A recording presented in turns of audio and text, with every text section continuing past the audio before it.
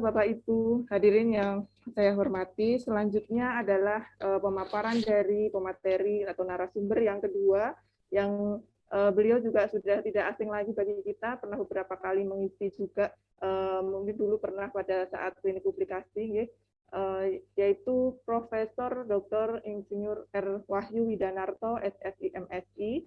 Beliau merupakan dosen dari UNIPA. Topiknya adalah teknik penulisan monograf. Kurikulum vitae beliau saya bacakan, lahir di Malang tanggal 29 November 1971, alamatnya beliau di Firdaus Estate D4 Sokaraja, dan riwayat pendidikannya S1 FMIPA Universitas Brawijaya, S2-nya dari FMIPA ITB, dan S3-nya di Institut für Physik Universität der Bundeswehr München.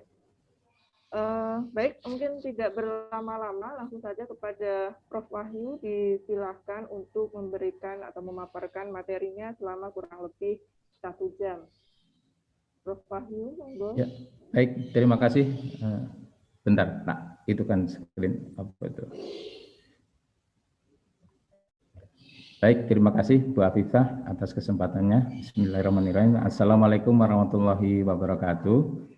Selamat pagi, yang saya hormati Dekan Fakultas Kedokteran Universitas Jenderal Sudirman dan Wakil Dekannya sekalian, dan para Bapak Ibu dosen Fakultas Kedokteran.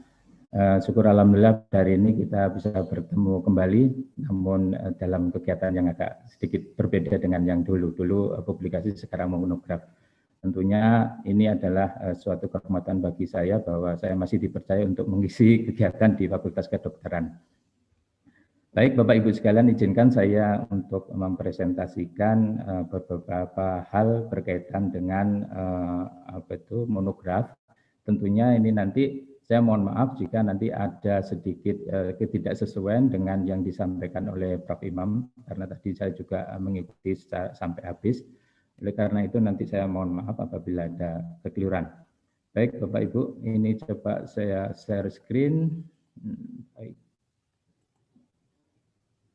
Baik Bapak Ibu, apakah sudah melihat? Terlihat? Oh, betul. Oke, bentar. Baik, saya mencoba untuk menyampaikan materi tentang teknik penyusunan buku monograf. Ya. Tadi sudah disampaikan oleh Prof. Imam bahwa buku monograf itu apa sih? Ya, tentunya nanti di dalam membuat buku monograf itu harus memenuhi syarat poin dan koin ya Bu.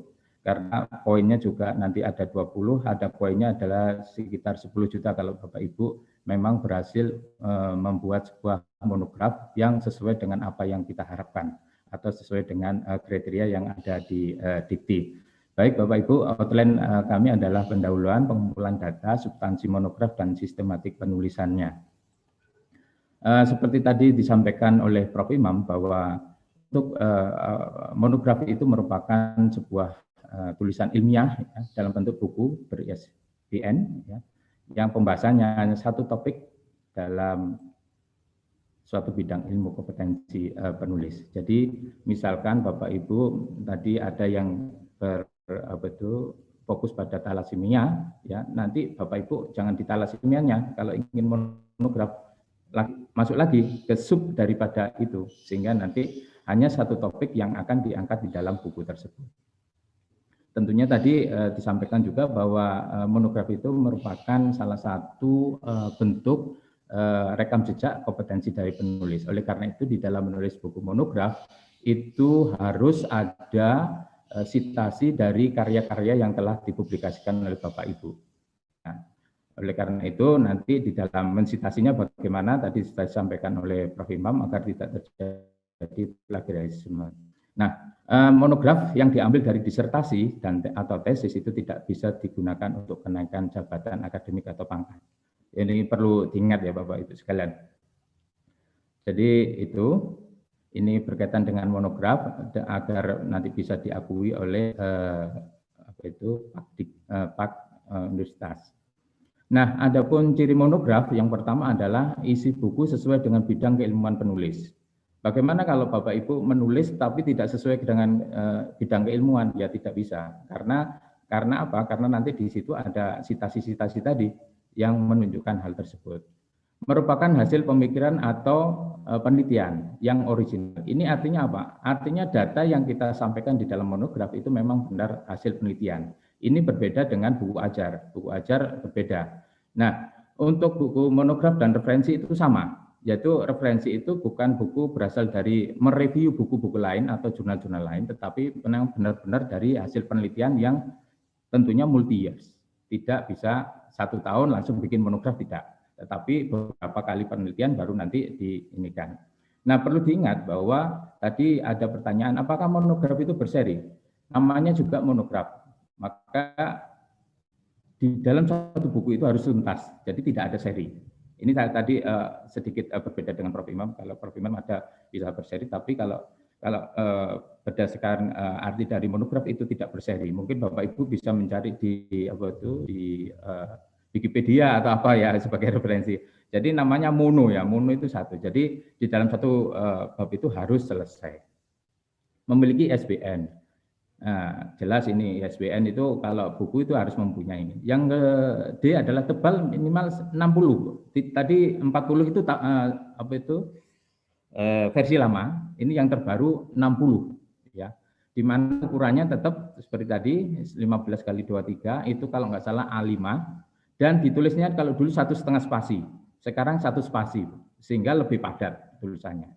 Nah, yang ke F itu diterbitkan oleh badan ilmiah, organisasi, atau perguruan tinggi.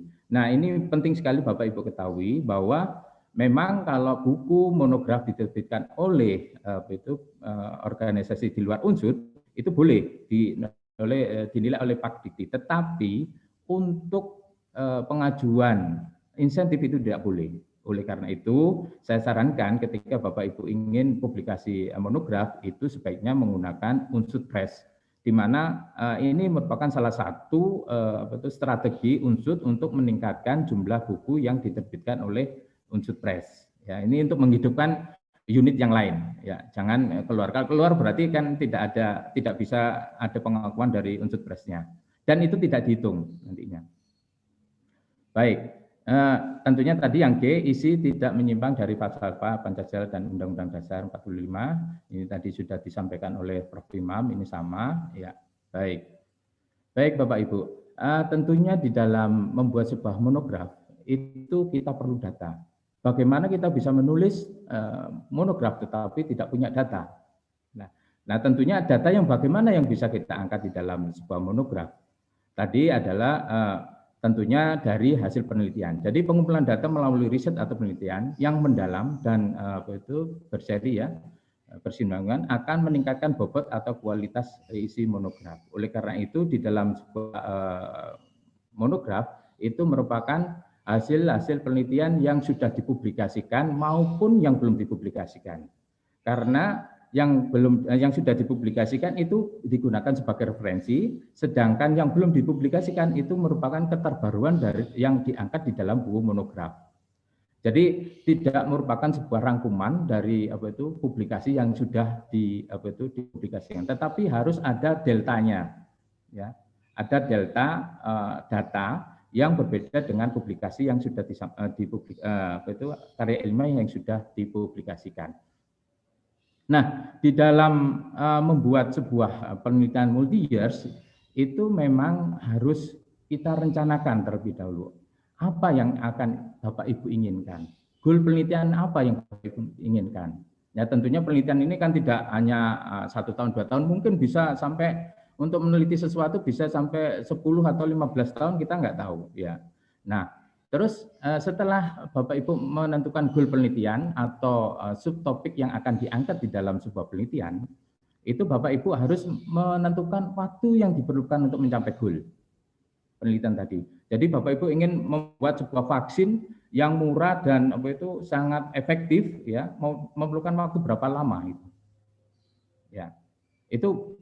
Nah, waktu tadi nanti akan di breakdown lagi, misalkan 10 tahun, misalkan 10 tahun. Nanti 1 tahun pertama mengerjakan apa, kedua, ketiga, 4 sampai 10 tahun nanti tercapai hal tersebut. Nah, tentunya Bapak Ibu nanti di dalam setiap penelitian itu ada tujuan dan ada tujuannya. Tidak mungkin membuat sebuah penelitian tidak ada tujuannya, mesti ada tujuannya. Yang penting lagi adalah ketika Bapak Ibu akan melakukan sebuah penelitian yang panjang, itu harus punya peta jalan atau roadmap, sehingga Bapak Ibu jalannya tidak zigzag. Coba bayangkan kalau Bapak Ibu ke hutan tanpa ada peta jalan, apa yang Bapak Ibu alami? Bapak Ibu akan tersesat, tidak sampai tujuan. Oleh karena itu perlu adanya roadmap. Nah, bagaimana membuat sebuah roadmap? Ya, ini nanti pertanyaannya menunggu saya bicara atau gimana, Bu? Atau seperti tadi? Ya. Sebenarnya disediakan sesi diskusi, Prof. Oke. Nanti sesi diskusi aja ya, biar saya selesaikan tepat waktu.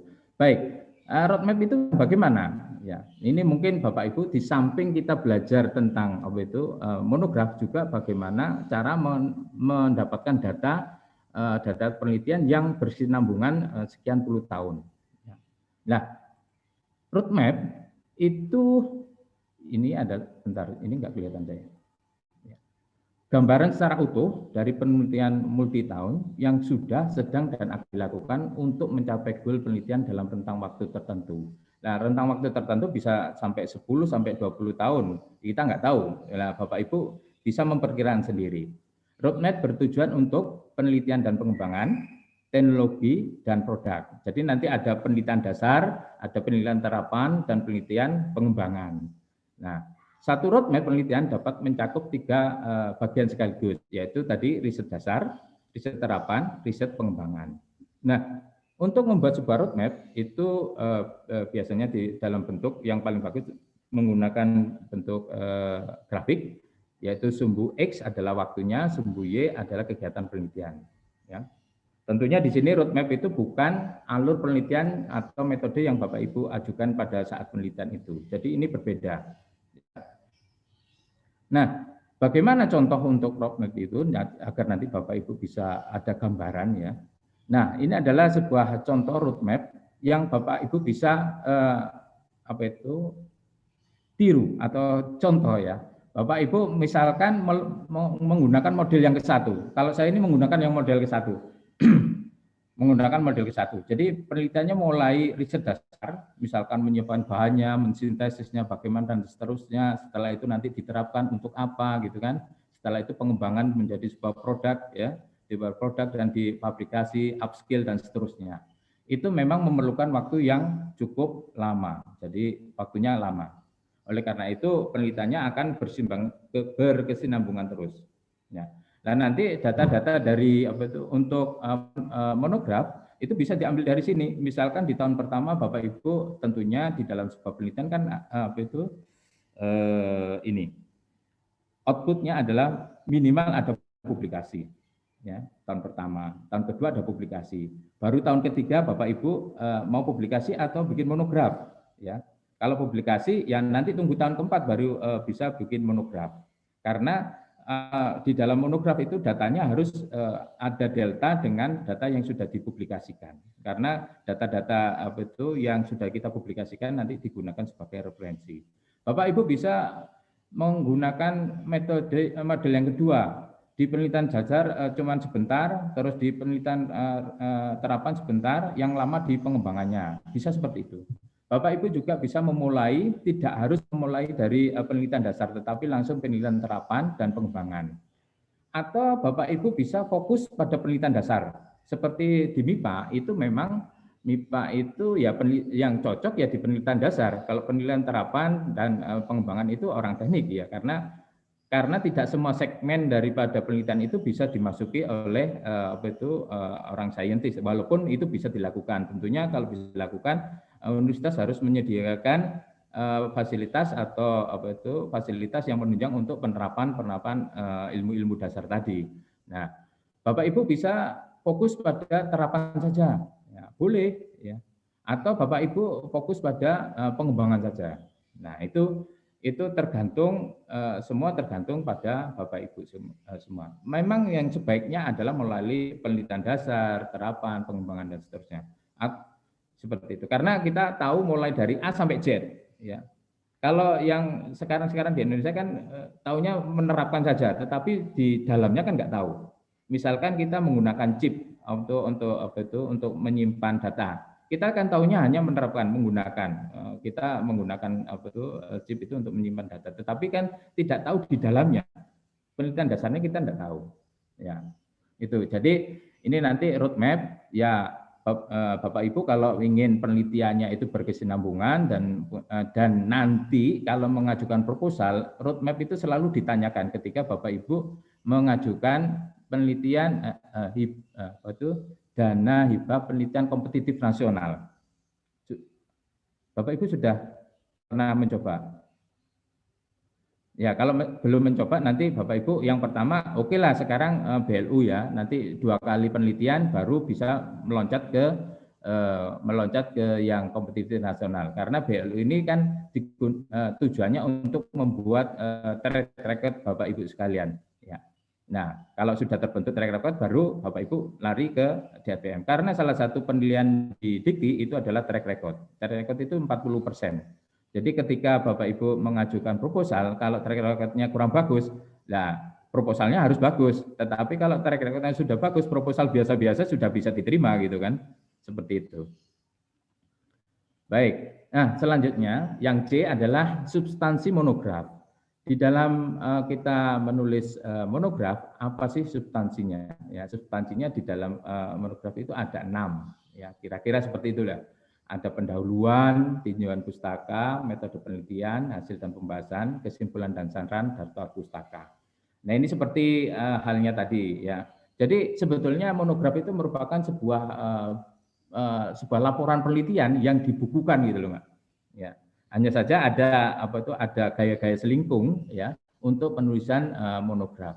Nah, tentunya kita akan bingung apa sih yang ditulis dalam pendahuluan itu kan ya. Seperti yang disampaikan Prof. Imam tadi bahwa untuk pendahuluan itu sebisa mungkin Bapak Ibu memberikan sebuah alasan mengapa penelitian itu perlu dilakukan, ya dampaknya apa kalau bisa dilakukan, ya seperti itu. Dan juga Bapak Ibu bisa menampilkan penelitian-penelitian yang sudah dilakukan. Misalkan Bapak Ibu sudah melakukan ini, ya terangkan di sana. Ya. Kekurangannya apa penelitian itu, sehingga nanti di situ ada gap riset atau nanti di monograf itu muncul keterbaruan. Ya, keterbaruan itu bisa dari metode, bisa dari komposisi materialnya, bisa dari metode, komposisi, terus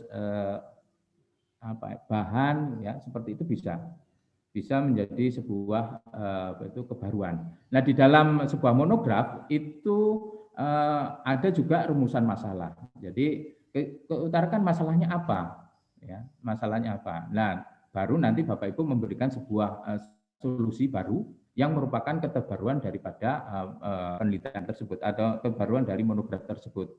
Nah ini penting sekali karena ketika kita menulis monograf tanpa ada keterbaruan ya nggak bisa. Nah, kalau kita hanya mengandalkan data-data publikasi yang sudah kita lakukan, keterbaruannya di mana? Karena sudah diungkapkan di situ.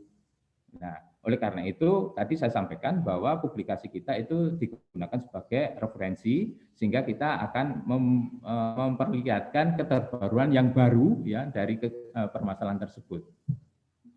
Ya, itu. Jadi untuk pendahuluan seperti itu ya. Jadi Bapak Ibu harus menyampaikan kebaruan dari monograf, jangan sama dengan yang di publikasi. Ya. Baik. Nah, setelah itu tinjauan pustaka. Ya, tinjauan pustaka itu kan kita mereview beberapa artikel, beberapa buku. Itu fungsinya akan untuk menjaga menghindari duplikasi atau plagiarisme ide atau pengulangan penelitian.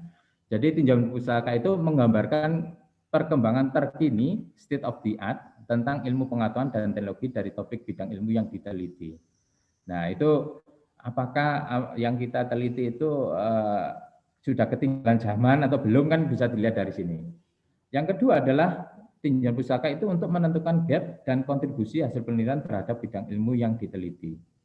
Ya. Setelah itu kalau kita biasanya gap itu kan bisa Bapak Ibu mendeskripsikan dalam tabel ya, misalkan ini sudah dilakukan ini belum, ini penelitinya siapa, terus kelemahannya di mana, kelebihannya di mana bisa dilakukan. Menentukan novelty atau kebaruan hasil penelitian, ini tadi kebaruan itu bisa alternatif teori, metode, komposisi, ataupun model. Nah, ini bisa disampaikan di sana. Nah, misalkan metode Bapak Ibu membuat sebuah vaksin dengan 5 langkah misalkan. Nah, ternyata dari 5 langkah itu hasilnya kok seperti ini. Nah, Bapak Ibu mencoba untuk menambahkan 1 langkah di antara langkah keempat dan kelima misalkan seperti itu. Oh, ternyata hasilnya bagus. Nah, itu baru itu. Sesuatu baru walaupun tidak 100% new ya. Mungkin hanya ya 30%, 40% bolehlah ya. Tetapi harus ada keterbaruan. Nah, ini yang membedakan antara kita ketika kita menulis di jurnal dan monograf, yaitu sebaiknya mensitasi semua tulisan atau paper sendiri. Ya, makanya tadi disampaikan bahwa minimal kalau bisa ya 3 paper yang kita sitasi dari tulisan kita sendiri. Mengapa terjadi autoplagiarisme? Itu autoplagiarisme ketika kita publikasi dan sudah dipublikasikan itu bukan milik kita, tetapi sudah milik umum. Karena itu milik umum, ketika kita mau ngambil harus menyantumkan sitasi, menyantumkan sumbernya, walaupun itu tulisan kita sendiri. Ya. Nah, di dalam tinjauan pustaka itu ditulis secukupnya hanya teori-teori atau pustaka yang terkait dengan topik kita. Ya. Jadi misalkan saya ingin menulis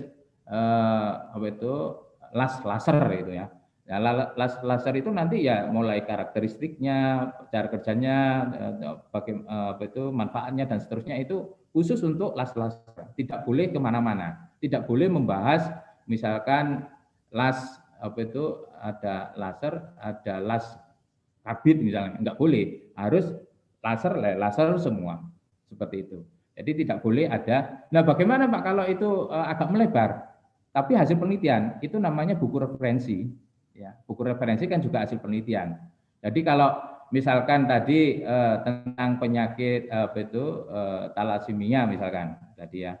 Terus nanti Bapak Ibu mau ke hemoglobinnya, itu nanti jadinya apa? Jadinya itu tadi monograf. Tetapi kalau di talasemianya mungkin atau nanti tentang penyakit ya, penyakit ada talasemia, ada malaria dan sebagainya, itu nanti jadinya buku referensi. Ya, tapi yang jelas itu harus ada hasil. Nah, tadi disampaikan bagaimana kalau saya membuat monograf tapi tidak ada sitasi? Apakah itu bisa diakui oleh monograf menjadi monograf? Tidak. Karena apa tadi tidak ada track record kita tidak jelas di sana. Oleh karena itu buku tadi tidak disampaikan dengan buku referensi, tetapi disamakan dengan buku populer. Ya, buku populer itu maksudnya di bidang 4, ya, seperti itu. Ya. Jadi itu terkait dengan pustaka, ya.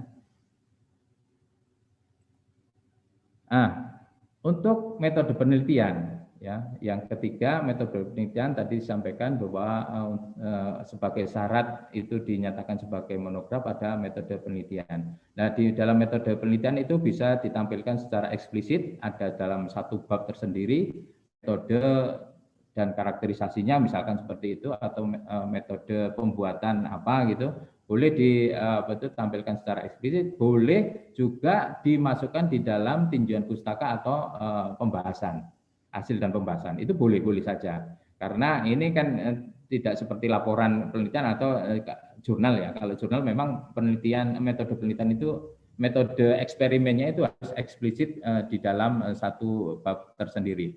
Nah, di dalam metode penelitian itu Bapak Ibu menuliskan, mendeskripsikan teknik pengambilan dan analisa datanya. Jadi Bapak Ibu harus menceritakan secara detail bagaimana mendapatkan data itu. Sehingga reviewer itu akan meyakini, oh benar ini memang layak digunakan sebagai metode untuk mencapai tujuan.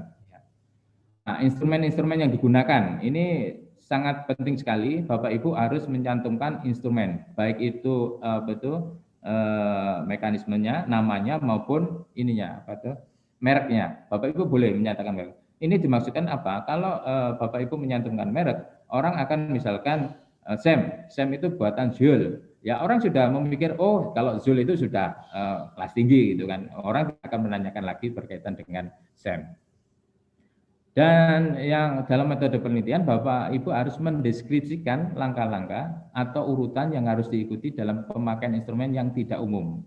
Misalkan Bapak Ibu menciptakan alat, ya, alat sendiri, buatan sendiri, ya, yang tidak umum, yang tidak diketahui oleh orang lain, ya. Nah, itu Bapak Ibu harus menceritakan, ya, bagaimana itu mekanismenya, bagaimana cara mengambil sampelnya dan seterusnya. Ya, tadi saya sampaikan bahwa metode ini tidak harus eksplisit di dalam satu bab, tetapi bisa juga di dalam hasil dan pembahasan. Itu berkaitan dengan metodologi. Ya.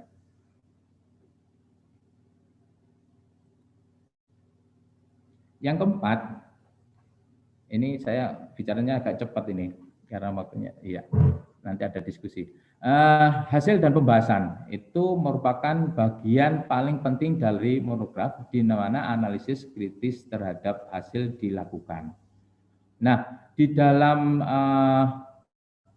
ini hasil dan pembahasan ini Bapak Ibu minimal tidaknya ada 70% pustaka yang diaju. Karena apa? Karena di dalam pembahasan itu harus ada komparasi, yaitu komparasi itu bisa bisa menguatkan atau bisa melemahkan. Tentunya usahakan untuk citasi di sini itu pendapat dari jurnal-jurnal itu mendukung hasil kita.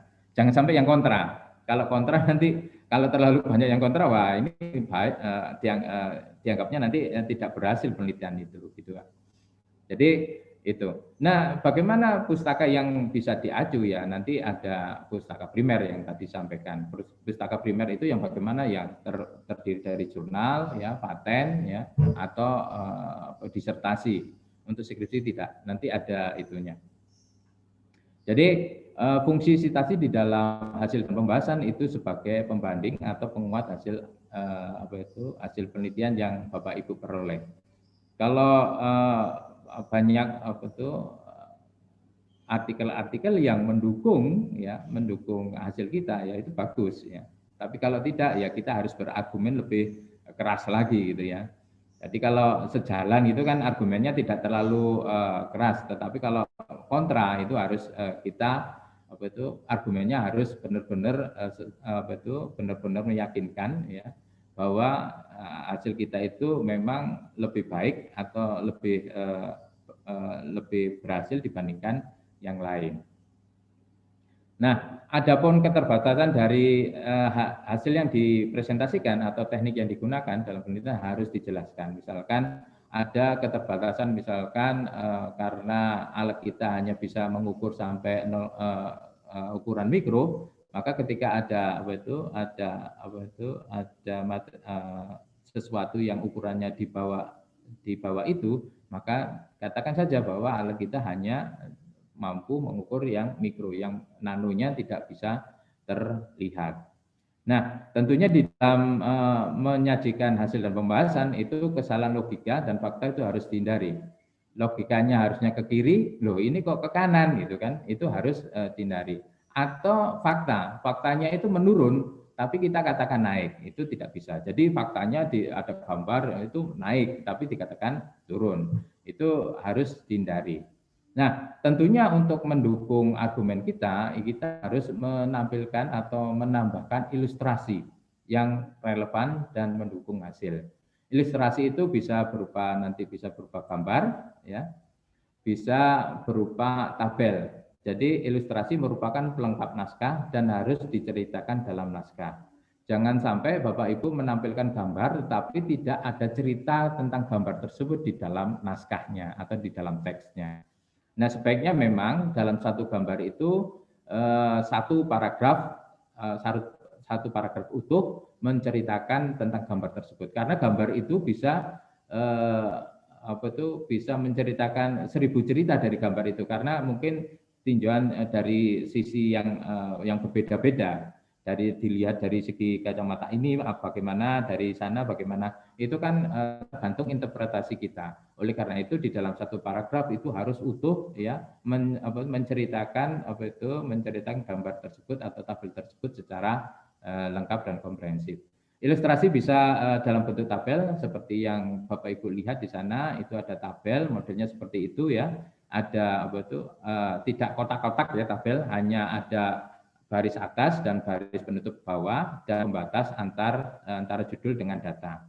Nah, di dalam tentunya di dalam menampilkan gambar dan tabel itu jangan sampai ada duplikat ya. Artinya kan grafik itu kan bisa ditulis dalam bentuk angka-angka. Kalau sudah grafik ya grafik, kalau angka-angka. Nah, bagaimana kita memilih mau angka atau grafik? Tetapi kalau kita menginginkan trennya itu naik atau turun, paling cepat orang itu akan lebih suka menggunakan grafik.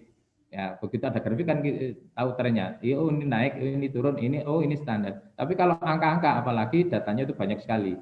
Ya, itu tentunya akan tidak memberikan informasi apa-apa dibandingkan dengan yang grafik. Oleh karena itu, Bapak Ibu harus bisa memilih ya. Pilihlah salah satu grafik atau itu tabel. Nah, di dalam tabel dan grafik itu harus mempunyai judul ya. Jangan sampai lupa. Nah, ini nanti memberikan judul tabel itu kalau di dalam Word itu mungkin Bapak Ibu sudah memahami bagaimana cara membuat tabel penandaan tabel atau gambar itu secara otomatis ataupun nanti mensitasi tabel tersebut secara otomatis. Sebetulnya itu merupakan tools yang harus Bapak Ibu kuasai di dalam menulis itu. Jadi sebisa mungkin jangan bergantung pada editor ya, karena kadang-kadang editor itu tidak sesuai dengan keinginan kita ya.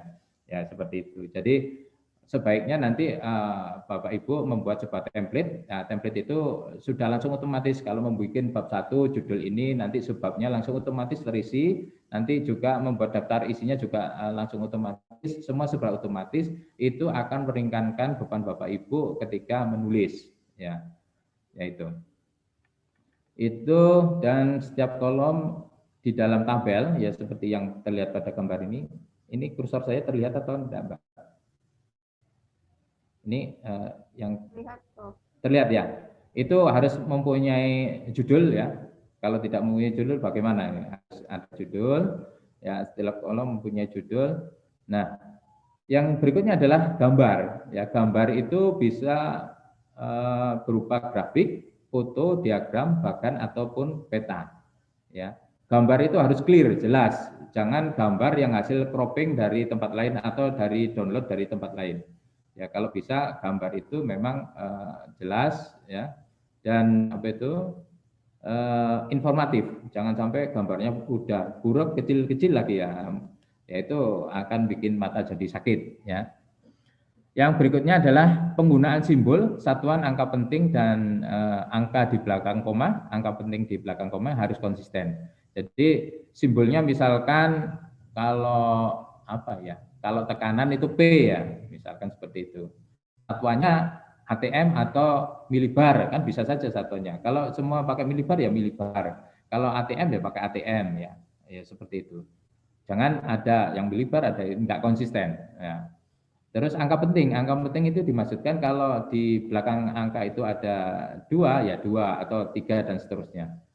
Itu bergantung pada ketelitian kita.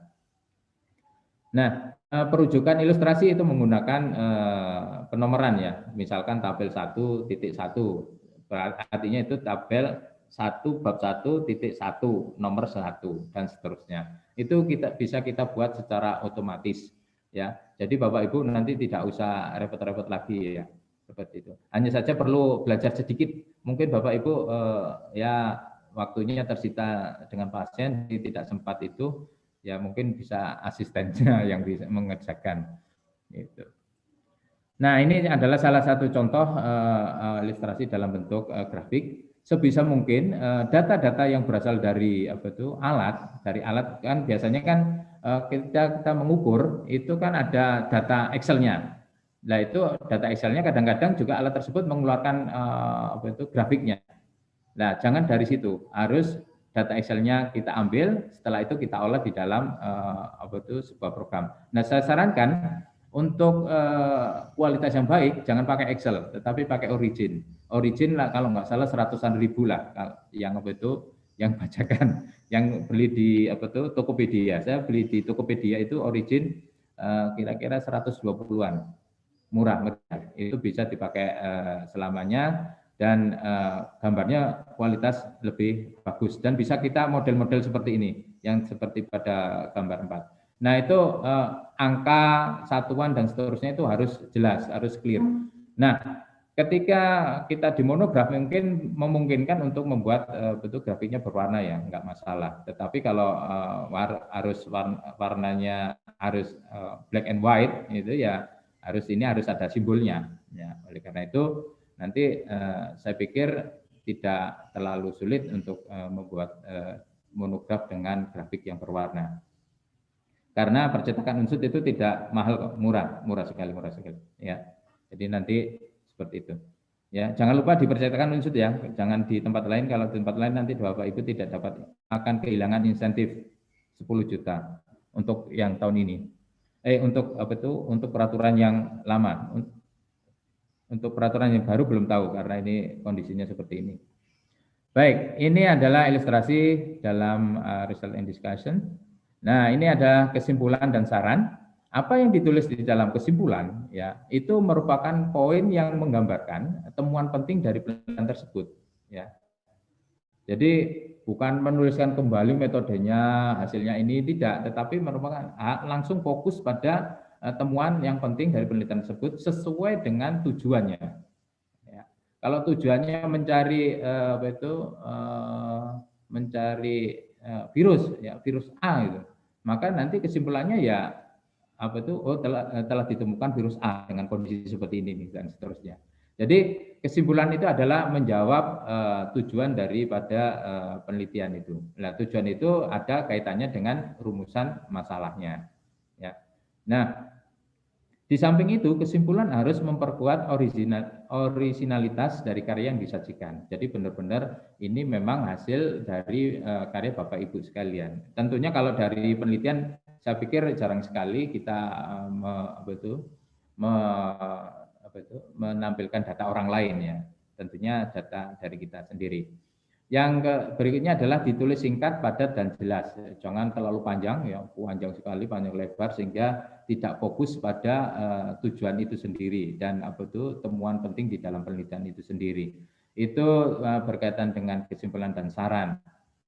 Nah, sarannya apa? Sarannya tentunya adalah bagaimana ke depannya agar tidak misalkan untuk perbaikan, misalnya seperti itu. Atau jangan mengulang penelitian seperti yang dilakukan Bapak Ibu karena akan gagal ya, seperti itu. Oleh karena itu agar tidak gagal perlu disarankan agar melakukan A, B, C dan seterusnya. Bapak Ibu sebetulnya ketika membaca sebuah buku dan seterusnya itu dari saran itu bisa Bapak Ibu gunakan sebagai penelitian loh. Ya, karena disarankan untuk itu ya, seperti itu. Ya.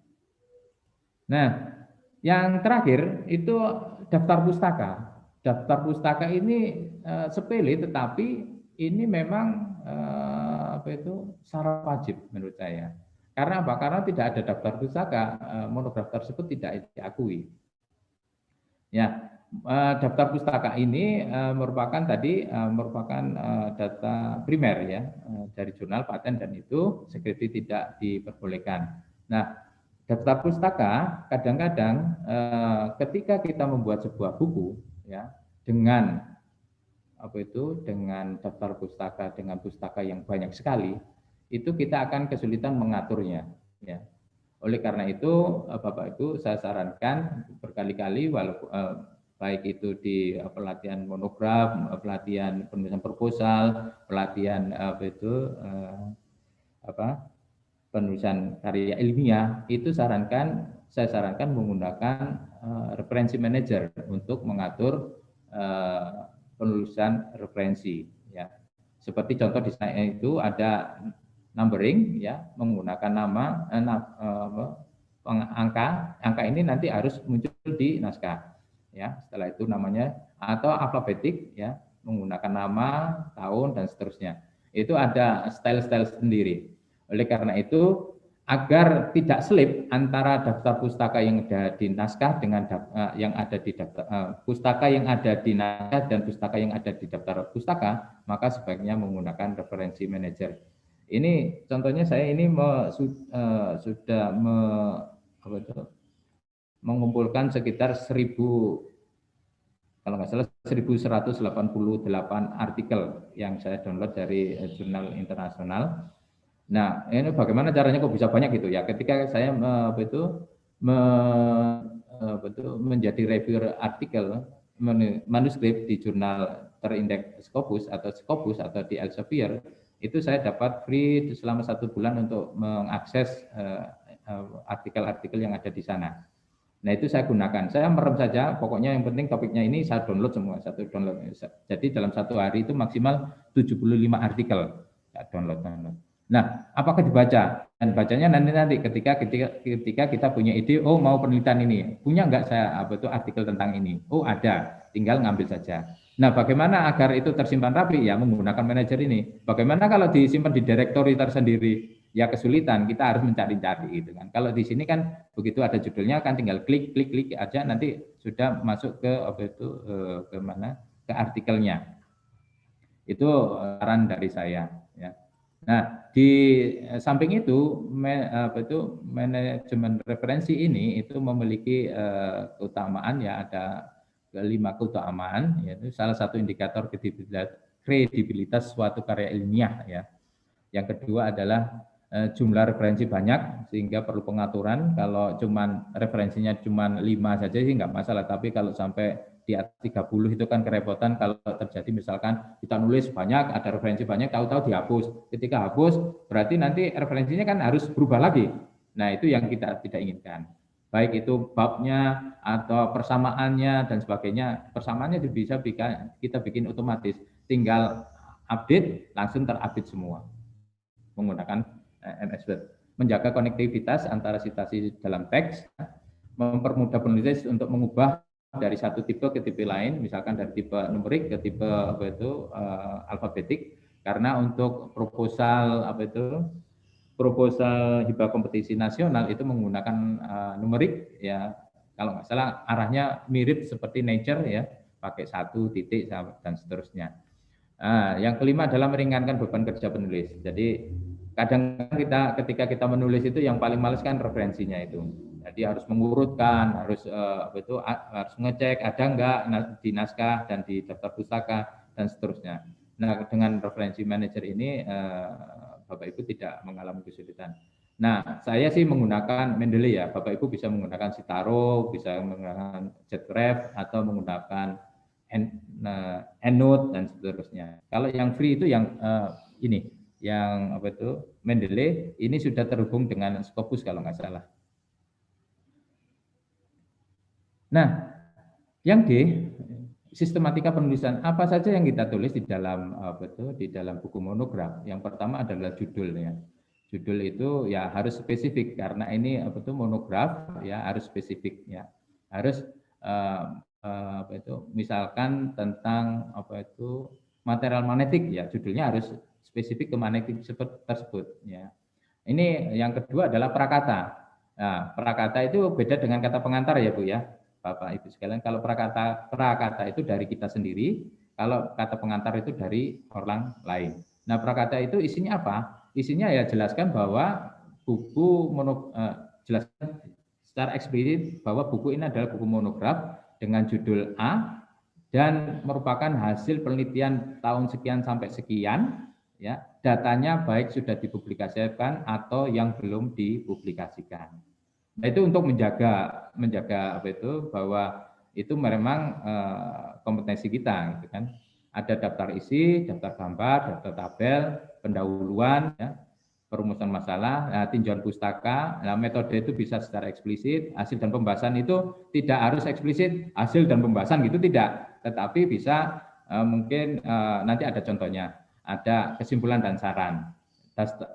Setelah itu ada daftar pustaka. Nah, daftar pustaka gunakan reference manager. Satu lagi Bu, Bapak Ibu sekalian, yang penting adalah indeks. Ya, indeks itu digunakan untuk mencari secara cepat ya istilah-istilah yang ada di buku tersebut ya. Bagaimana cara membuat indeks itu Bapak Ibu bisa menggunakan MS Word. Kalau perlu bantuan nanti saya bantu untuk membuat indeks ya, membuat indeks. Ya, jadi itu ada ada 1, 2, 3, 4, 5 dan 6 ya. Jadi kira-kira urutannya seperti itu. Kalau Bapak Ibu ingin monografnya diakui.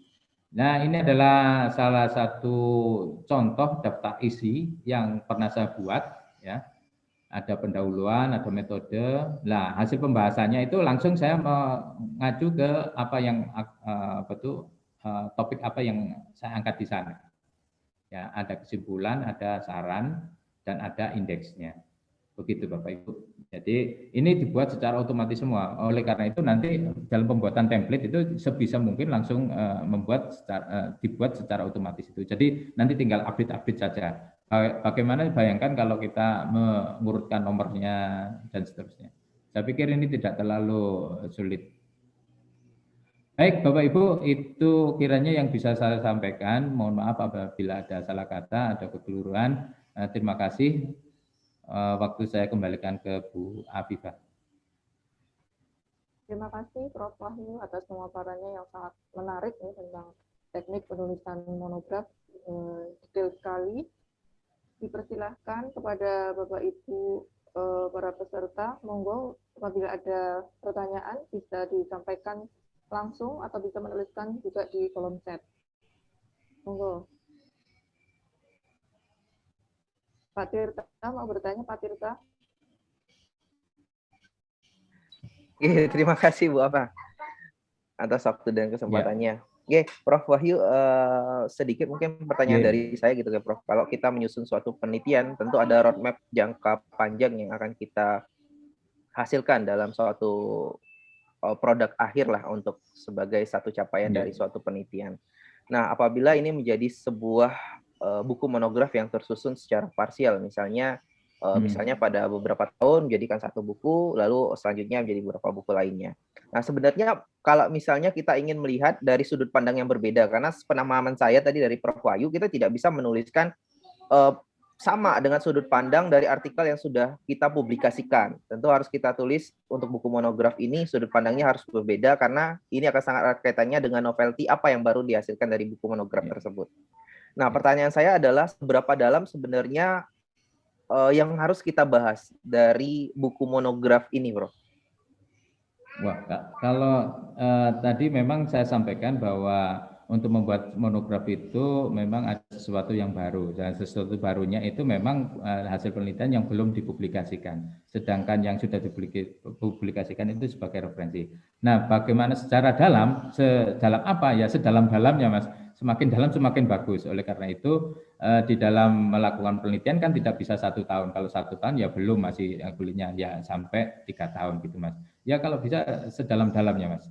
Jadi saya tidak bisa mengukur, oh ini harus dalam ini, enggak. Tapi ya optimal mungkin sehingga nanti itu disebut dengan monograf. Karena nanti monograf itu tidak berseri. Ya, tidak ada tidak ada serinya. Kalau tentang misalkan tadi tentang las laser gitu kan, misalkan seperti itu. Nanti membahasnya tentang las laser sampai tuntas.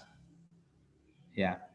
Tidak nanti las laser nanti saya bahas ini dulu, nanti seri pakai bahas ini dulu, enggak seperti itu. Tetapi membahas itu sampai tuntas. Misalkan saya mau membuat barium ferit tadi ya, barium ferit, yaitu sampai tuntas barium ferit untuk ini arsopiklam mikro dengan dopingnya misalkan ini dan ini gitu, seperti itu harus sampai tuntas. Itu oleh karena itu namanya juga monograf tidak berseri. Mas Tirta. Oke, Prof. Mungkin satu lagi ya Prof, pertanyaannya. Nah, kalau kita berbicara misalnya untuk basic research nih Prof, kan tentu kalau kita berbicara dengan basic research ini datanya begitu besar ya Prof. Apakah dimungkinkan misalnya ada dari satu, misalnya tadi sebagai standar adalah 3 artikel atau 3 sampai 5 artikel. Nah, apakah dimungkinkan misalnya kita menulis dari 3 sampai 5 artikel itu bisa mendapatkan lebih dari 1 buku, acuannya sama dari artikel yang sudah kita publikasikan, tapi sudut pandang novelty pembahasannya itu berbeda. Misalnya tadi yang disampaikan Prof, ada pembahasan tentang metodenya, ada conclusion misalnya satu yang tentang fungsi ataupun mekanisme yang terjadi. Mungkin seperti itu, Prof. Ya, bisa. Selama itu membahas satu topik ya, satu topik di dalam bidang itu, ya seperti itu.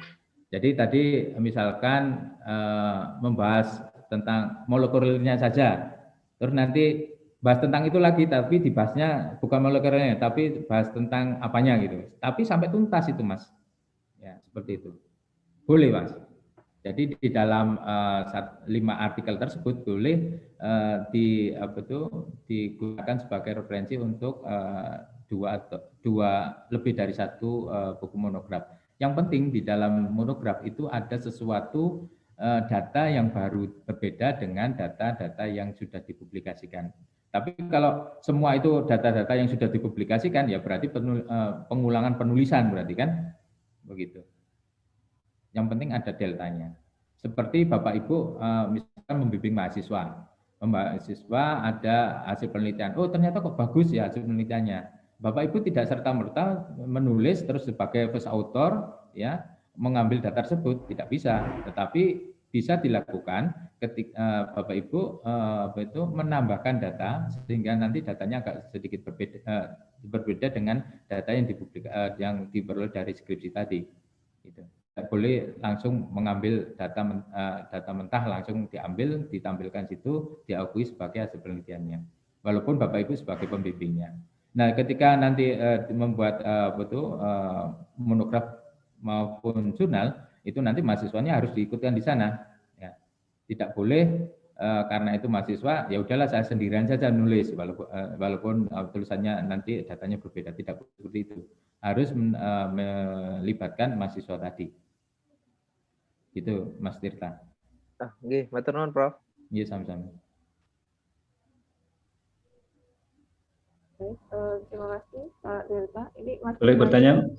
Diskusi nih, Prof. Wahyu. Iya, Karena puasa tidak bisa istirahat unjuk dulu. Iya. Boleh bertanya, Bu? Dr. Todri, Monggo, monggo. Terima kasih Bu Afifah. Matur nuwun pencerahannya Prof. Wahyu. Iya, sami-sami. Terus terang setelah mendengar sedikit ada pencerahan, tapi juga ada sedikit ketakutan ini kalau menulis kelihatannya syarat-syaratnya sangat ketat nih, syarat-syaratnya sehingga kita harus memenuhi dulu persyaratannya. Sehingga kalau boleh saya bertanya, mungkin sudah ditanyakan ke Prof. Imam tadi. Ya. Yang pertama, artikel yang terbit sebagai bagian dari pengabdian masyarakat. Bisakah menjadi salah satu dari ke-3 sampai 5 syarat sebagai penulis sudah mempunyai artikel tertentu? Yang kedua, pengertian satu topik, Prof. Yeah. Tadi Prof. Wahyu mengatakan kalau Pak Joko itu sudah meneliti tentang thalassemia, maka tidak boleh membicarakan thalassemia, tapi bagian dari thalassemia, dari subnya nih, Prof. Subnya, ya. Oke. Atau misalkan saya di fisika material. Fisika material kan macam-macam. Ada kaca, ada magnet, ada magnetik, ada semikonduktor. Kalau saya ingin menulis monograf, saya harus masuk misalkan di salah satunya semikonduktor atau apa gitu ya, seperti itu, Pak. Ya. Bahkan kalau lebih sub lagi juga boleh nih, Prof. Boleh. Baik. Boleh. Yang ketiga, Prof. Menambah data tadi. Ya. Prof. Ini mungkin di luar tema. Menambah data sehingga kita bisa menjadi first author. Nah, ini batasan minimal variabel data yang bisa kita tambahkan. Itu bagaimana, Prof? Mungkin pertanyaan ini sama dengan ketika kita mempunyai data disertasi atau tesis yang sudah kita presentasikan, yang kita sudah lulus gitu ya. Tetapi saat penelitian dulu kita banyak data yang belum kita olah karena memang sengaja kita tunda gitu. Pertanyaannya ada 2 terkait ini, Bro. Kalau kita melakukan tulisan terkait dengan hal tersebut dan kita menambah lagi satu variabel saja menjadi sebuah tulisan, apakah itu sudah cukup dengan satu variabel menjadi ini bukan bagian dari punya mahasiswa atau bukan dari punya kita yang dulu gitu, bukan dari bagian dari disertasi. Terus yang kedua terkait dengan hal yang sama, Bro. Ketika kita ingin membuat penelitian, karena penelitian kita kan mirip ya, Bro. inline terus gitu. Sehingga kita menganggap bahwa apa yang akan kita isi di dalam manuskrip kita itu sebetulnya penelitian juga yang sudah dilakukan dulu menggunakan data sekunder, Bro. Pertanyaannya, apakah kita sudah bisa dianggap melakukan penelitian kembali, bukan hanya ngambil dari dulu gitu bagian dari disertasi, tapi kita memang betul-betul menambah hal yang baru yang belum pernah dilaporkan. Gitu. Bisakah kita dianggap sudah meneliti begitu, Prof? Karena saya mempunyai pemikiran meneliti dan membuat manuskrip itu beda gitu. Bisakah dianggap bahwa sebetulnya kita sudah meneliti kembali gitu, Prof? Yang terakhir, Prof, pertanyaan yang terakhir. Ini kan misalnya taruhlah sudah jadilah buku kita, Prof. Mestinya kan kita ingin orang itu membaca yang gitu, Prof. Membaca dan mensitasi begitu supaya menaikkan harga institusi begitu. Bagaimana nasib buku tersebut, Prof? Apakah buku itu masih konotasi buku yang ada bentuknya atau bisa dalam bentuk e-book yang bisa dijangkau gratis dan sebagainya? Matur nuwun, Prof. Terima kasih. Ya, terima kasih sama-sama, Pak Audrey ya. Iya, Prof. Aduh, pertanyaannya panjang sekali ini. Yang pertama tadi berkaitan dengan apakah boleh kita menggunakan publikasi hasil pengabdian di dalam referensi. Saya pikir boleh, karena di dalam referensi itu kan kita tidak tahu, oh ini hasil pengabdian atau bukan gitu kan. Yang penting itu sudah terpublikasikan, itu bisa kita gunakan sebagai referensi karena akan mendukung kompetensi Bapak. Itu kan? Sebagai syarat boleh gitu, Bro? Boleh. Terima Karena kasih, di situ ada namanya jenengan, boleh. Ataupun sebagai nama yang kedua, boleh. Ya, tidak harus autornya, tapi yang jelas di situ memang hasil penelitian yang sudah dipublikasikan oleh jenengan dan tim. Ya, boleh itu. Yang kedua itu berkaitan yang tadi sudah saya jawab ya. Yang kedua, apakah boleh kita melakukan publikasi menambahkan cuma satu variabel? Ya, nah. Kita tidak tahu berapa persen kebaruan itu. Misalkan kalau ada 3 variabel tambah 1, kira-kira ada 50% enggak? Ada 3 variabel, terus ada 1 baru. Harusnya kan ada 3 variabel, minimal ada 2 variabel yang baru, bisa dikatakan 50%. Gitu, gampangannya seperti itu, Mas. Jadi selama data tersebut itu berbeda 50%, itu bisa diakui, Pak. Seperti itu. Untuk PAK ya. Itu. Iya. Terus bisa klarifikasi, Bro? Kenapa? Bisa terkait dengan masalah persentase. Misalnya begini, Bro. Sebuah variabel A sejauh mana pengaruhnya terhadap B. Ini secara umum bagi sebuah komunitas subjek kita lah. Tetapi ini kita tidak pernah membedakan antara misalnya yang satu kelompok yang CRP-nya positif, CRP-nya positif, yang satu negatif. Nah, di penelitian terdahulu kita tidak pernah membicarakan CRP, Bro. Belum pernah sama sekali, sehingga dari komposisi subjeknya saja sudah berbeda. Satu secara umum, 2 dipecah gitu. Difokuskan lagi. Ini kan sebetulnya kita hanya menambah 1 variabel, Bro. Tetapi ini maknanya sangat dalam dan sangat luas gitu, Bro. Apakah 1 variabel itu suatu yang nominal atau sebuah makna, Bro? Kalau tadi kan, Bro, matematika gitu. Nah, mohon penjelasan, Bro. Nah, ini memang kita harus tahu dulu bagaimana bentuk dari bukunya ya. Kalau sudah jadi buku atau mungkin sudah jadi proposal, sehingga kita bisa menentukan ini 50% baru atau tidak. Kalau seperti ini saya tidak bisa memastikan dengan pasti ya, karena ini juga belum konkret gitu ya. Tetapi kalau memang menurut Bapak jenengan itu ada lebih 50%, ya it's okay gitu loh. Karena nanti di dalam PAK sekarang itu lebih lembut lagi, Pak. Kalau tidak misalkan hasil disertasi ini 50% atau tidak, itu nanti kita panggil, kita klarifikasi, Bapak bisa menjelaskan di sana. Kalau memang itu lebih dari 50%, ya oke, kita jalankan.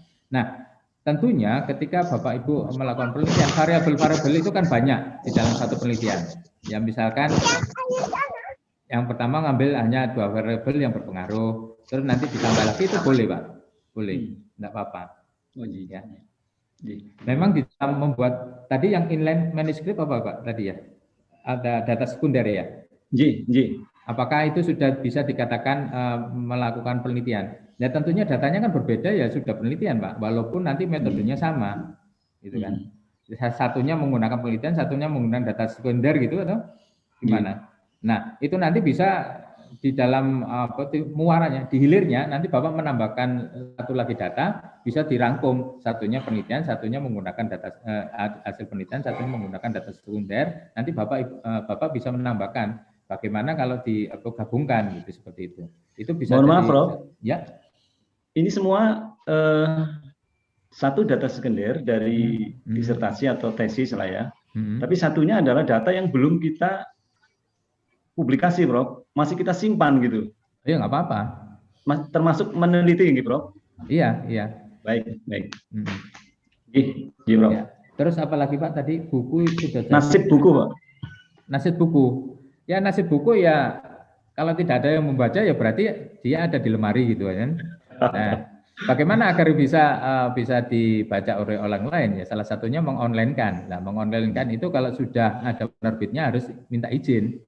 Karena ini nanti berkaitan dengan kan di dalam dalam penerbitan itu kan ada klausul bahwa untuk menerbitkan dalam bentuk apapun harus izin penerbit gitu kan kalau nggak salah gitu. Oleh karena itu walaupun itu buku kita sendiri ya atau publikasi kita sendiri ketika kita mau mengonlinekan itu harus minta izin gitu. Kalau tidak nanti biasanya disurati sama kalau yang artikel-artikel yang berbayar itu ya kita mengonlinekan nanti akan dikasih email sama si itu misalkan si Elsevier gitu kan. Iya. Kasih surat cinta nanti. Walaupun itu ke Google Scholar itu tetap harus izin dan sebagainya. Iya, karena itu kan sudah hak publisher ya. Oh iya. kecuali, Termasuk yang unsur nih, Bro. Gini, iya betul. Kecuali kalau yang melihat tadi meminta secara langsung di awal ya. Kan kadang-kadang kan ada di Google Scholar atau di ResearchGate ya, Pak ResearchGate. Iya, ResearchGate ya. Itu kan ada misalkan ada yang baca pingin tulisan itu maka meminta pada kita tulisan. Iya. Jabri loh tidak tidak publish gitu. Iya. Seperti itu. Iya. Mas Tono sangat Prof, semua sudah terjawab. Terima kasih Prof pencerahannya. Baik, terima kasih Prof Wasmi dan Dr. Kodri. Selanjutnya monggo Bapak Ibu apabila ada pertanyaan. Dr. Fitranto mungkin. Dr. Fitranto. Iya, ini mau mengajukan guru besar nih, Fit. Mantap.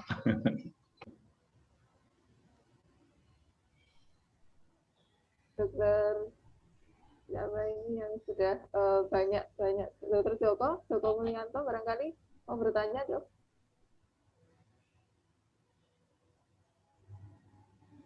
Dokter Uut.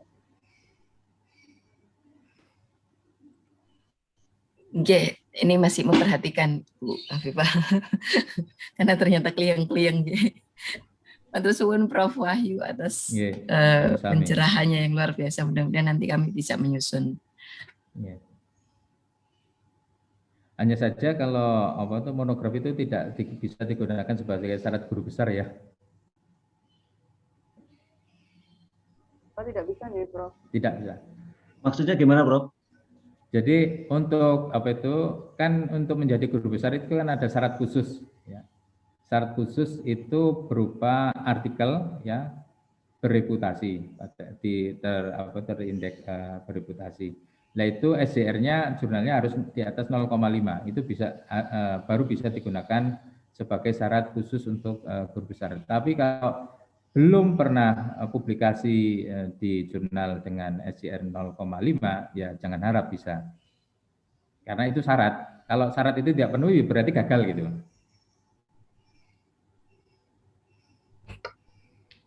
Begitu Bu Uut yang mau mengajukan Bu Uut. Masih jauh, Pak.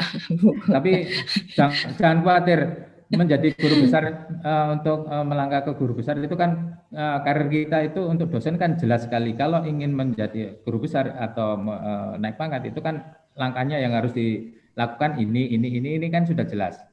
Ya. Jadi apakah menjadi guru besar itu sulit? Ya tidak. Loh, kenapa tidak? Ya karena ada yang menjadi guru besar. Terus pertanyaan, apakah sulit? Ya sulit, karena tidak semua dosen menjadi guru besar gitu kan. Jadi kan bingung. Dikatakan mudah, ya mudah karena ada yang menjadi guru besar. Dikatakan sulit, ya sulit karena tidak semua guru besar semua dosen jadi guru besar gitu kan. Nah, bagaimana untuk meniti karir itu? Karena Bapak Ibu ya, karena ini sudah pilihan yang Bapak Ibu pilih, maka ya kalau istilahnya Jawa itu kalau nyemplung ya sekalian basah gitu ya, jangan setengah-setengah, jangan nanti udahlah saya di lektor kepala sampai sekian puluh tahun atau di lektor saja sampai 10 tahun ya rugi kita, wong kita sudah memilih, padahal itu kan sudah jelas kan, grade-nya kan sudah jelas, ya gitu. Ya jangan sampai kalau bisa disampaikan ini Prof apa namanya apa yang membuat semangat gitu untuk dapat sampai ke tingkat guru besar begitu Prof dulu Prof. Waduh. Wahyu begitu barangkali bisa menyemangati ini dosen-dosen di FK untuk seperti Dr. Kodri, kemudian Dr. Fitranto dan teman-teman yang lain untuk bisa segera ke guru besar begitu Prof. Ya gitu ya. Wah, kalau ya nggak tahu ya. Dulu itu saya ingin guru besar ketika mengikuti apa itu namanya pengukuhan guru besar Prof. Toto Agung waktu itu, seingat saya. Terus saya cuman ingin suatu saat saya akan seperti itu gitu aja gitu. Nah, nggak tahunya saya ditawarin oleh orang Malaysia untuk melakukan penelitian di sana di UTM waktu itu. Saya ditarget dalam 6 bulan itu 4 artikel internasional berreputasi. Ya semuanya Q1 semua. Saya pikir dulu mudah. Akhirnya saya minta izin ke istri, gimana ini? Ya udah nekat saja. Akhirnya berangkat sana. Ternyata untuk publikasi 4 artikel itu tidak mudah dalam 6 bulan. Walaupun gajinya gede ya. Gajinya itu sekitar 2.000 US dollar waktu itu. Ya lumayan kalau sekarang ya apa itu waktu itu masih apa ya 22 jutaan lah per bulannya. Tapi kita memang fokus untuk meneliti dan seterusnya. Meneliti saja, tidak mengajar dan sebagainya. Akhirnya dapat itu. Nah begitu pulang, kebiasaan itu berlanjut. Artinya ketika kita melakukan penelitian itu gagal kalau ada data yang bagus tidak nulis itu gagal. Ya. Akhirnya menulis. Nah gayung bersambut bahwa peraturan yang baru harus publikasi di Q1. Ya saya sudah merem saja gitu kan, karena sudah saya lakukan. Kalau dulu kan belum ada syarat itu. Begitu Kemendikbud yang sebelumnya itu Pak siapa? Yang orang Undip itu? Pak Muhammad Nasir itu menyandangkan itu, ya udah akhirnya tambah semangat lagi karena syarat-syarat itu sudah terpenuhi gitu. Ya memang puncak karir seorang dosen itu kan bukan jadi dekan atau bukan jadi rektor, karena jadi dekan atau jadi rektor nanti 5 tahun ya jadi dosen biasa gitu kan. Beda kalau di birokrat, kalau sudah jadi kasub, kabak itu kan naik terus, nggak mungkin turun jadi anak buah gitu kan, karena nah kalau kita kan besok rektor nanti pilihannya nggak jadi rektor kan bisa. Nah kalau jadi rektor terus belum guru besar terus turun itu nanti pendapatannya dropnya jauh sekali gitu. Tapi kalau sudah guru besar nggak jadi lagi nggak apa-apa, nggak masalah, karena tidak jauh beda. Nyindir ya Prof, nyindir. Nggak nyindir Mas Rudi. Makanya ini sebagai penyemangat ini Mas Rudi. Ini Mas Rudi ya? Dr. Fitranto. Oh Mas Fit, Mas. Nggak nyindir ini. Ini memberi semangat Mas Fit untuk guru besar loh, karena kemarin-kemarin nggak mau terus itu. Betulnya sudah cukup sebetulnya Mas Fit itu. Ya Mas Fit. Belum cukup, Prof. Ini lagi sebentar lagi toh. Jauh. Iya, beliau ini teman mulai kapan? Sudah lama ya. Sekarang jadi satu tim di tim PAK dengan beliaunya. Ya. Kurang lebih sebesar 30%. Terima kasih atas pengalamannya di Prof. Nah, jadi semoga dengan pemaparan yang tadi Prof. Wahyu sampaikan, menambah semangat bagi kami para dosen FK. Tapi kalau saya sendiri kok jadi ini ya apa namanya ketat sekali dan ruwet dan sebagainya, belum punya publikasi juga. Belum di jalan Ibu. Nah, seperti itu, apakah mungkin Bapak Ibu yang lain juga punya pemikiran yang sama jadi malah ngeper kayak gitu, bukan tambah semangat. Semoga Bapak Ibu yang lain jadi tambah semangat ya Bapak Ibu untuk dapat menghasilkan sebuah monograf ya sesuai dengan target dari apa namanya goal dari pelatihan dan pendampingan ini nantinya. Mungkin masih ada yang mau ditanyakan ini pada Prof. Wahyu atau mungkin yang Prof. Iman sudah. Kalau sudah cukup Bapak Ibu. Bu Afifah. Yes, silakan. Prof. Wahyu mungkin ada kebijakan-kebijakan baru terkait PAK yang mungkin bisa disampaikan ke teman-teman. Ya, ada. Jadi kemarin itu sesuai saya mendapatkan informasi dari tim PAK Unsud yang menjadi wakil di Dikti bahwa untuk publikasi untuk jurnal itu sekarang tidak pakai gigian untuk syaratnya, tapi pakai nilai SCR. Jadi nilai SCR jurnal itu sebagai acuan. Kalau SCR-nya di atas 0,1 itu sudah bisa dianggap sebagai jurnal internasional berpublikasi, nilai maksimumnya adalah 40. Kalau dulu kan ada grade-nya. Nah, untuk kebijakan nanti kita rapatkan dulu apakah nanti di antara 0,1 sampai 0,5 itu bagaimana. Karena untuk syarat guru besar itu harus 0,5 untuk eksak, untuk sosial itu 0,4, untuk humonaria apa ya, untuk budaya-budaya itu 0,25. Jadi ada perbedaan. Jadi kalau seperti kita itu nanti kalau guru besar harus mempunyai artikel yang dipublikasikan di jurnal dengan SCR minimal 0,5 itu sebagai syarat khusus. Nah, sedangkan untuk jurnal-jurnal yang mempunyai SCR di bawah 0,1 itu dinilai maksimal 30, di luar itu dinilai 20. Itu yang terbaru karena kemarin kita membuat aturan berdasarkan Q ya. Kalau Q1 itu bisa dimaksimalkan nilainya 40, kalau Q2 itu turun, Q3 turun karena itu merupakan penilaian kualitas daripada jurnal itu sendiri ya. Karena dibandingkan dengan jurnal-jurnal yang mempunyai kategori sama. Kalau yang ini tidak dibandingkan dengan jurnal kategori sama. Mungkin bisa saja kalau kedokteran biasanya kan SCR-nya tinggi-tinggi karena banyak yang mengcitasi dan menggunakan itu walaupun di Q-nya Q3 atau Q4 tapi kalau itu SCR-nya di atas 0,5 ya lolos-lolos saja gitu kan. Begitu Mas. Prof, izin bertanya Prof, untuk yang kebijakan untuk yang SCR itu yang tentang batas selama kerja ikut berubah juga. Batas apa? Batas selama kerja. Dulu kan yang kerja lebih dari 20 tahun sama 10 tahun berbeda. Ya. Jadi itu masih tetap. Jadi kalau Bapak Ibu mengajukan guru besar kurang dari 20 tahun, itu Bapak Ibu harus SCR-nya 0,5, tetapi lebih dari 20 tahun itu minimal 0,15 kalau nggak salah. Reguler yang di atas 20 tahun. Gitu Mas Bego. Iya. Kalau molekul dinilai berapa ya, Prof? Molekul itu karena belum ada SCR-nya ya, itu dinilai 30. Iya. Matur sangat, Prof. Sehat selalu. Iya, amin. Sama-sama, Mas Rid. Izin bertanya, Prof. Kalau SCR 0,2 itu setara dengan apa ya, Prof? Terima kasih. Nenden, Prof. Oh, iya. Maksudnya setara dengan Q atau gimana, Bu? Iya, Prof.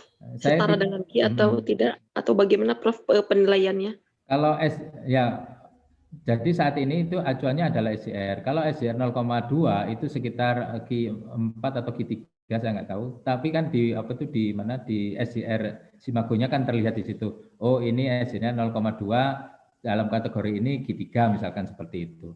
Jadi kalau itu sudah sudah masuk berarti bisa dinilai maksimal ya. Dinilai maksimal 40. Nilai maksimal itu kan belum tentu maksimal. Bisa juga dapat dinilai maksimal, artinya itu bisa juga dinilai kurang dari 40, tetapi tidak kurang dari 30, karena 30 itu sudah ada grade-nya tersendiri.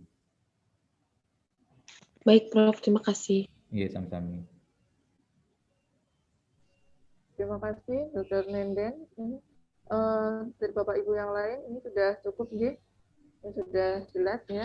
Terima kasih sekali lagi kepada Prof. Wahyu Widanarto yang sudah memaparkan materinya tentang teknik menulis atau penulisan dari monograf secara detail dan memberikan gambaran kepada kita semua dengan sangat jelas bagaimana aturan-aturannya, kemudian mungkin apa saja yang harus kita lakukan, mungkin bagi yang awal yang akan mengawali harus seperti apa dulu langkahnya, kemudian mungkin Bapak Ibu yang sudah mempunyai banyak publikasi dan tadi sudah dipaparkan juga seperti apa gitu bisa mulai untuk menyusun dan nanti dapat bergabung untuk melakukan pendampingan penulisan monograf. Mudah-mudahan Prof. Wahyu berkenan sih Prof untuk mendampingi dari dosen-dosen FK Unsud untuk dapat menyusun monograf dan semoga sampai terbit. Ya, terima kasih sekali lagi Prof. Wahyu, ilmunya sangat bermanfaat dan memberikan pencerahan kepada kita semua sekali lagi.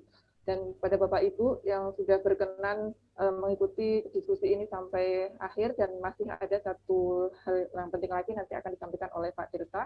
Mungkin dari saya sebagai moderator mohon maaf apabila dalam mengantarkan di sini banyak hal-hal yang tidak berkenan. Terima kasih sekali lagi dan sekian. Assalamualaikum warahmatullahi wabarakatuh. Saya kembalikan kepada Mbak Cici. Monggo Mbak Cici. Assalamualaikum warahmatullahi wabarakatuh. Ya, terima kasih kepada moderator Dr. Afifah MSc yang telah memandu sesi acara dengan sangat baik. Terima kasih juga kepada narasumber yang telah memaparkan materi dengan sangat luar biasa. Begitu juga dengan seluruh peserta yang telah mengikuti acara ini dari pagi hari tadi sampai hari ini dan mengikuti dengan cukup antusias. Bapak Ibu hadirin yang kami hormati, acara akan dilanjutkan dengan pengumuman kelanjutan program pendampingan yang akan disampaikan oleh Ketua Panitia. Yang kami hormati Bapak Tirta Wardana SSI Biotek, silakan. Sop tahu tempe. Ya, terima kasih Mbak Cici atas waktu dan kesempatannya.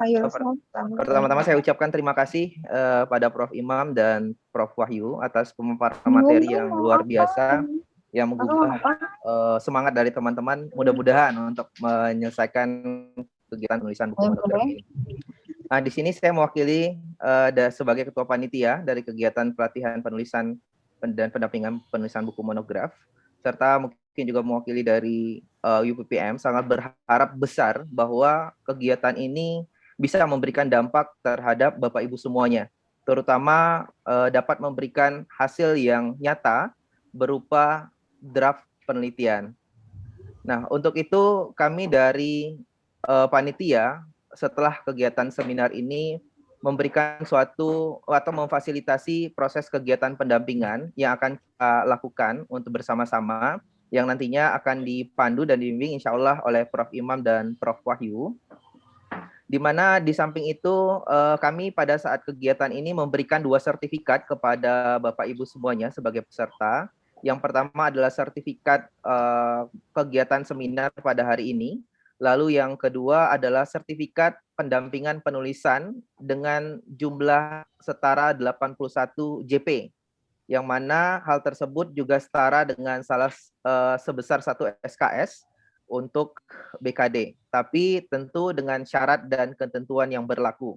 Terutama harapan kita adalah bisa mendapatkan draft monograf pada akhir kegiatan pendampingan nanti. Nah, bagaimana skema dari kegiatan pendampingan ini? Jadi nanti akan dibuatkan satu grup, di mana grup itu yang merupakan salah satu untuk memfasilitasi kegiatan proses pendampingan Bapak Ibu semuanya dalam penyelesaian kegiatan penulisan monograf. Nanti akan kita melakukan beberapa waktu dan timeline-nya akan kami share di dalam grup. Lalu di samping itu kami akan ingin memfasilitasi Bapak Ibu dengan fasilitas yang sepenuh-penuhnya. Ibaratnya itu ini kalau kita akan memberikan bagaimana Bapak Ibu untuk fokus melaksanakan penulisan saja. Karena dalam penulisan monograf ini ada beberapa tahapan yang akan dilakukan. Yang pertama adalah penulisan buku monograf, di mana Bapak Ibu yang akan menulis dari buku monograf hasil dari penelitian. Lalu nanti ada kegiatan proses penelaah dari reviewer expertise dan reviewer bahasa, dan itu sepenuhnya akan difasilitasi oleh para panitia. Jadi Bapak Ibu tinggal duduk menerima hasil dari hasil review dan memperbaiki artikelnya dan menulis, dan semua kegiatan untuk proses reviewer, mulai mencarikan reviewer, pembuatan SK, dan lain-lain untuk para reviewer, itu akan kita fasilitasi oleh panitia. Lalu setelah itu untuk proses penerbitan, selanjutnya akan dilakukan proses penerbitan akan kita lakukan di Unsur Press. Hingga hari ini kami terus mencoba untuk berupaya kepada para pimpinan untuk mengkomunikasikan, mudah-mudahan apabila di ACC, biaya yang akan dilakukan proses penerbitan itu akan ditanggung oleh fakultas, mudah-mudahan apabila disetujui. Namun ini masih terus kita komunikasikan kepada para pimpinan. Mungkin itu sedikit dari saya. Lalu satu tambahan lagi terkait dengan materi dan kegiatan rekaman dari kegiatan kita pada hari ini akan kami share di grup pendampingan nantinya, ataupun ke grup-grup forum-forum dosen nantinya terkait dengan materi dan rekaman dari kegiatan kita pada pagi sampai siang hari ini. Mungkin itu saja dari saya. Terima kasih banyak. Mohon maaf apabila ada kesalahan. Saya kembalikan kepada Mbak Cici. Targetnya berapa lama Pak Tirta? Gimana Pak Kadri? Targetnya berapa lama? 2 bulan Pak Kadri.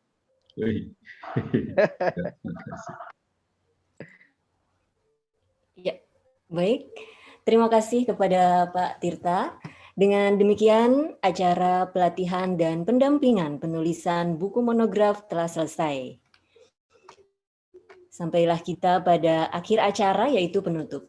Kami ucapkan terima kasih kepada narasumber serta seluruh peserta yang telah mengikuti acara dan berpartisipasi dengan baik dari pagi hingga siang hari ini. Kami ucapkan terima kasih juga kepada panitia yang telah mempersiapkan segala sesuatunya sehingga acara dapat berjalan dengan lancar.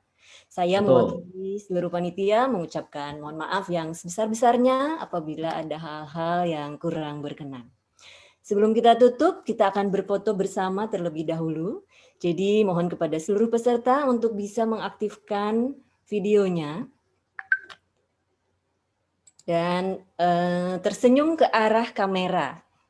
Baik, saya hitung. 1, 2, 3.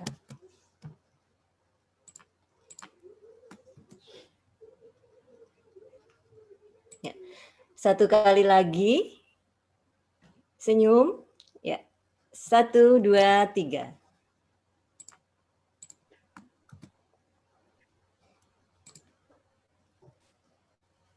Terima kasih, Prof. Ilmunya, Prof. Sama-sama, Dr. Kodri. Ji, maturun. Ya baik, sekali lagi kami ucapkan terima kasih kepada Prof. Imam dan Prof. Wahyu, dan terima kasih juga kepada seluruh peserta yang telah mengikuti jalannya acara ini dari awal hingga akhir. Dan marilah kita tutup acara pada siang hari ini dengan mengucapkan lafal hamdalah bersama-sama. Alhamdulillah. Sampai jumpa di acara UPIPM selanjutnya. Wassalamualaikum warahmatullahi wabarakatuh. Waalaikumsalam warahmatullahi wabarakatuh. Terima kasih. Saya ada disediakan door prize, Mbak. Bu Alfi, siapkan door prize katanya, Bu. Obatnya nanti jadi. Berapa yuk? Izin lab. Terima kasih semuanya. Bro, matur nuwun, Bro. Ya, sini. Peserta terkecil ya Pak. Makasih Bu Alfi, Bu Afifah. Izin, Dokter Pit, matur nuwun. Pak Kodri. Matur nuwun. Kapan? Iya, kapan ke PHK? Tunggu.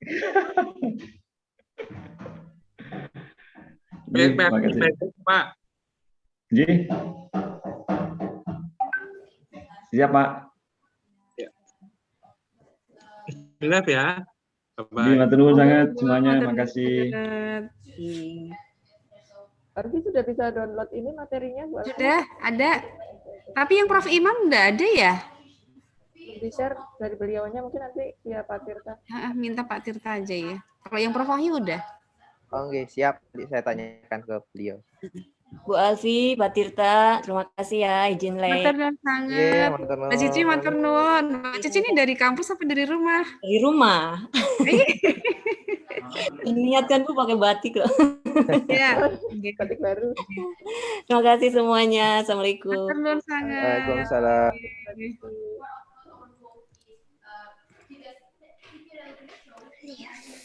Sebentar.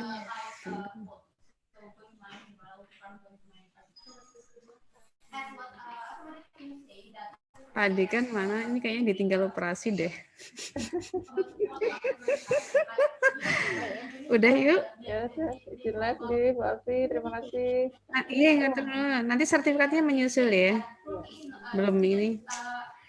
Belum jadi. Iya, nanti langsung dikirimkan lewat email aja masing-masing semuanya. Apinya Bu Alfi. Dokter, matur nuwun sangat.